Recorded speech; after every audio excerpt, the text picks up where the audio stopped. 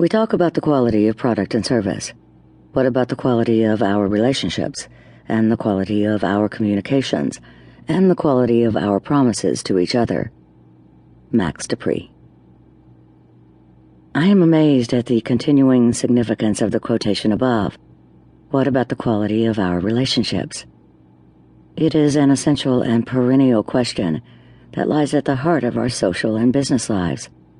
Many of the examples of corporate relationships that I used in my book, Measuring Public Relationships, are included in this new book as well, and all of them ring just as true today as they did then. Now, just as then, measuring what matters means measuring relationships. The difference is, of course, that everything in our world has changed. In just a few short years, the social media phenomenon has radically shifted our political, social, and especially corporate landscape. Traditional media outlets are closing daily. Marketing is moving dollars out of traditional advertising and into social media strategies at a breakneck pace. And the illusion of control that corporate communications once thought it had over its messages and stakeholders has vanished forever in a sea of tweets, updates, and blog posts. Success, timing, media, and PR have all been redefined by social media. Success can no longer be measured in terms of reach or frequency, since neither is particularly easy to determine in this new space. Success must now be defined in terms of outcomes. What do you want your program to do for the organization? Timing has been changed forever by the demise of deadlines. It used to be that you had at least until 5 p.m. to make the evening news with a comment. Now, if that comment isn't posted on Twitter within an hour or so, people will begin to accuse you of ducking the issue. In the social media world, 2 or 3 hours may be all you have to get your story straight. The definitions and boundaries between different forms of media are another moving target.